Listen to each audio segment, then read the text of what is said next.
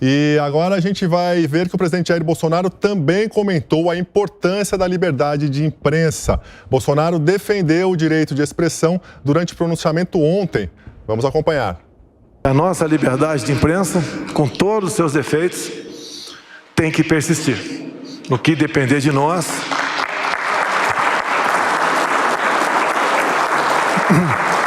jamais teremos qualquer medida visando censurá-la. Jamais. Com todos os seus defeitos, é melhor ela falando do que calada. Ô Zoe, eu te pergunto o seguinte, o presidente Jair Bolsonaro não tem como ser contrário à liberdade de imprensa, aliás, ninguém tem. E muito disso também, ele está ali combatendo o que o próprio Lula disse há 2 semanas atrás, né, que ele queria regular a mídia, que ele disse também quando era presidente, depois com a presidente Dilma Rousseff no poder, também foi falado isso. O próprio programa de governo do candidato Fernando Haddad também previa uma regulação da mídia. O que você acha desse conflito, né? Tem muita coisa aí que é a campanha ali, que eles já estão se debatendo, já que os dois vão duelar o ano que vem. Olha, eu sou estudante de Direito, ainda falta muito para chegar a ser jurista, e sou cubana, então entendo muito bem de liberdade, de quem defende a liberdade, de quem quer censurar o povo. E o presidente Bolsonaro mostra a cada dia, não é ser bolsonarista, é ser realista, tá? Deixando claro. O presidente Bolsonaro, com as atitudes dele, mostra a cada dia que ele não está, pode ser que esteja em campanha, mas ele sempre deixa muito claro nas ações que ele está a favor da liberdade, tanto que editou a medida provisória recusada pelo Pacheco para garantir direitos que já estão na Constituição. E o Pacheco falou que era inconstitucional, né? Aí a gente vê essa contradição. Então, o presidente Bolsonaro está sempre ao lado da liberdade. Mesmo quando ele é atacado, é xingado, ele não busca censurar a pessoa. Ele fala, de boa, estamos numa democracia, cada um fala o que quer, né? A gente viu ontem no vídeo que vazou, que muita gente torceu para o presidente estourar, né? Ficar ofendido, e ele falou, não, era uma brincadeira, né? E a gente sabe muito bem que se acontecer com outras pessoas, ou um ministro por aí, a coisa é bem diferente. Então, o presidente Bolsonaro tem um viés bem democrático, diferentemente de outras pessoas. E deixa isso muito claro em todas as suas falas, e não agora apenas porque está chegando a campanha eleitoral. Bom, a gente já comentou aqui há 2 semanas, eu já falei com a Cris sobre esse assunto. Agora tem um conflito aí, né, Cris? Porque Bolsonaro e Lula vão disputar a eleição ano que vem. Então, cada um está falando conforme já pensando na campanha. Você também acha que há um viés eleitoreiro nessas declarações? Tanto do presidente Lula, que fala para o público dele, quanto também do presidente Jair Bolsonaro, o ex-presidente Lula, quanto do presidente Jair Bolsonaro, que também dirige a palavra para o público dele. Os dois já foram apontados, obviamente, por seus opositores por estarem em campanha antecipada, o que seria proibido. Eu não quero dar o meu veredito aqui se estão ou não em campanha, mas é óbvio que eles estão falando para os seus possíveis eleitores.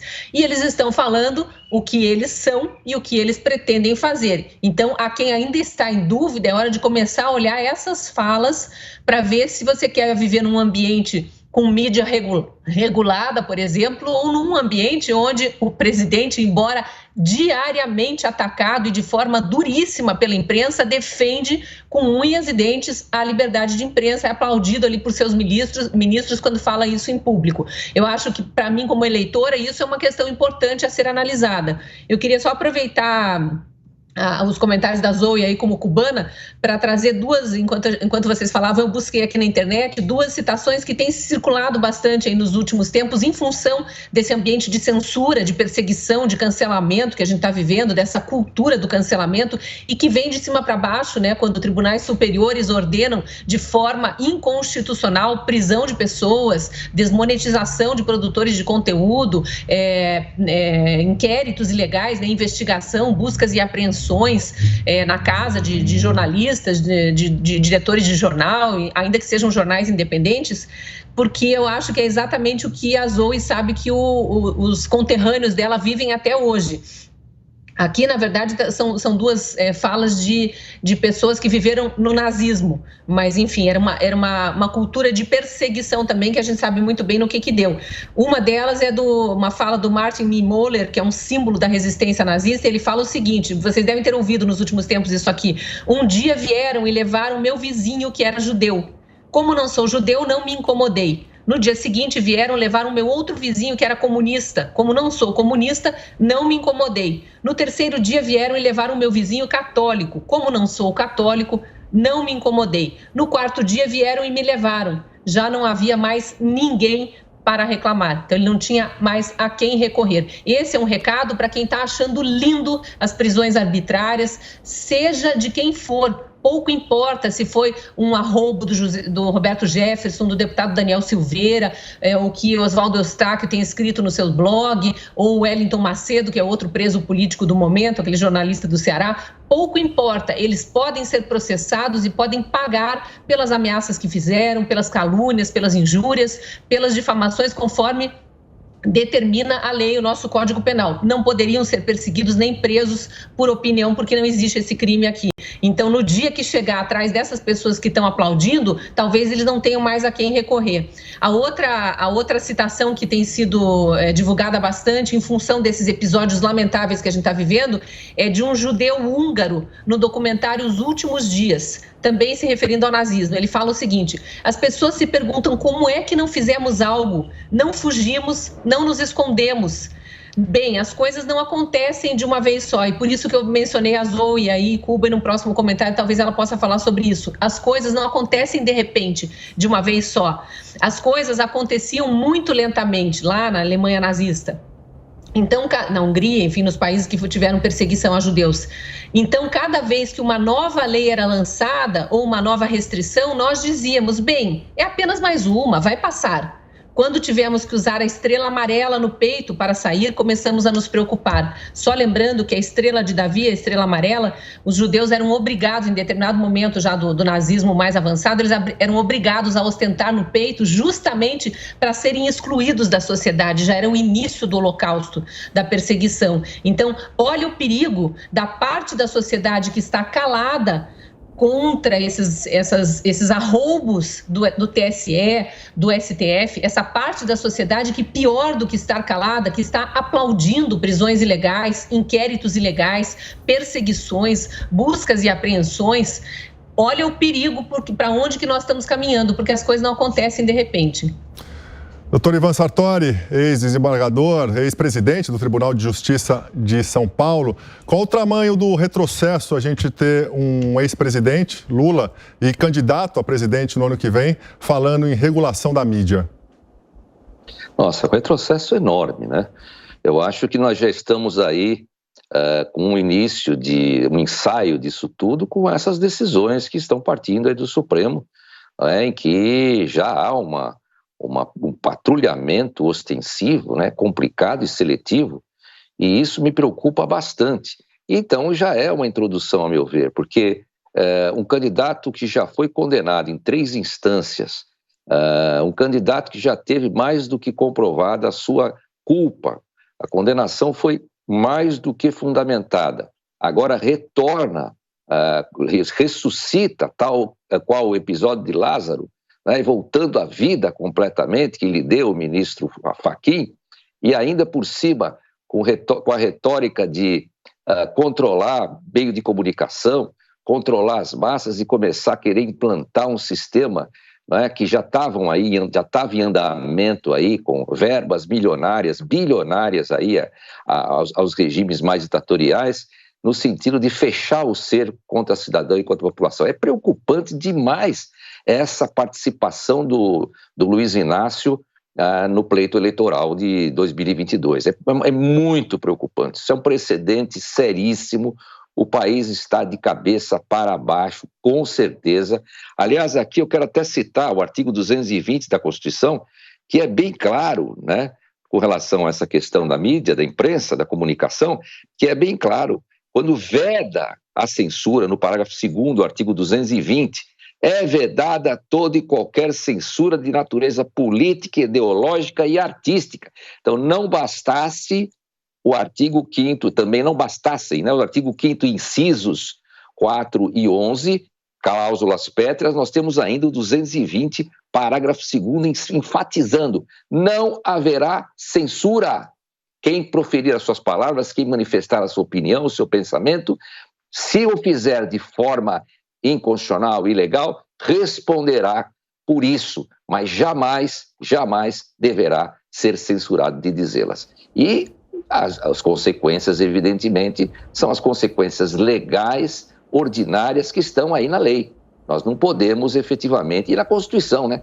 Nós não podemos efetivamente desprezar o devido processo legal também, cláusula pétrea, artigo 5º, 56 ou 55 da Constituição. É muito preocupante a situação do país, muito preocupante. Eu, nos meus 64 anos de vida, nunca vi isso. Lembro da época realmente do regime militar, eu tinha pouca idade, mas eu lembro bem que nós tínhamos muita liberdade. Nós podíamos fazer e falar o que queria, só não podia uma coisa, falar mal do presidente. Hoje você só pode isso. Aliás, tem um humorista que solta o quadro aí, estou querendo me lembrar o nome dele, que fala exatamente isso. Naquela época a gente podia fazer tudo, só não podia falar mal do presidente. Hoje a gente não pode fazer nada e pode falar mal do presidente, inclusive jogar futebol como uma réplica da cabeça do presidente, e ninguém fala absolutamente nada. Isso sim é crime contra a Lei de Segurança Nacional. Paulo Pozonoff, mais uma vez te deixei por último, mas é para fechar em grande estilo essa rodada também. Tá certo, Gabriel. Eu estava aqui pensando, né, que existe uma certa beleza no que disse o presidente Lula, mas calma, antes de vocês me atacarem, deixa eu explicar.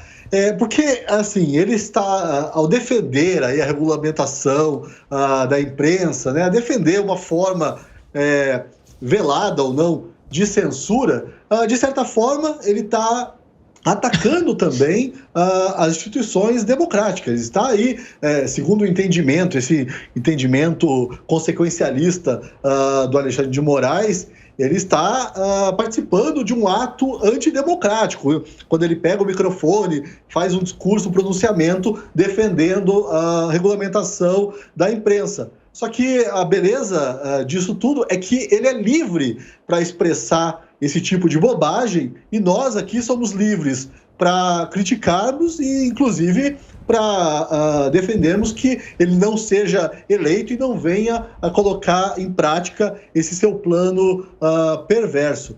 Eu só queria voltar um pouquinho, Gabriel, naquele embate ali entre o Bolsonaro, né, e o Barroso. Uma coisa muito curiosa é que a gente vê que o Bolsonaro ele realmente tem problemas de comunicação. E é uma coisa que o Barroso não tem. A minha colega lá de Gazeta do Povo, a Bruna Frascola, recentemente ela escreveu um artigo ela falando isso, que as tiranias contemporâneas elas vêm recobertas, né, por essas palavras doces.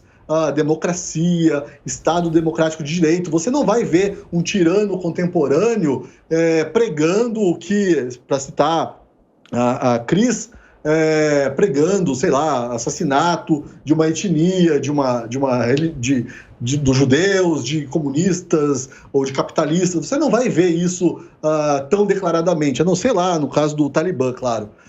Então, as democracias ocidentais contemporâneas, os tiranos que surgem das entranhas dessas democracias, eles usam essas palavras bonitas para acobertar intenções realmente perversas. E o presidente Jair Bolsonaro, ele é muito simples, né? Até um adjetivo que usam muito para descrever a forma de se expressar do presidente é que ele seria tosco. Agora, o que eu desafio as pessoas é apontarem um ato censório do presidente Jair Bolsonaro. Realmente não tem. Até nessa grande polêmica aí que se instaurou na pandemia, o presidente Jair Bolsonaro, contra tudo e contra todos, ele foi aí contra o lockdown, foi contra todo esse tipo de medida, ele é contra essa coisa das redes sociais retirarem a esmo posts dizendo que isso seria desinformação, isso seria prejudicial. Enfim, o presidente Jair Bolsonaro tem muita dificuldade para demonstrar, e ele demonstra isso com atitudes, que ele é um defensor da liberdade, não só da liberdade de expressão, mas de todas as liberdades pessoais, garantias individuais. Inclusive agora, a gente não vai passar ao largo disso, eu imagino, mas essa história toda de passaporte vacinal. E do outro lado a gente tem o Barroso, que sabe usar as palavras que atiçam aí o ouvido de uma certa elite intelectualizada progressista que domina os meios de comunicação hoje em dia.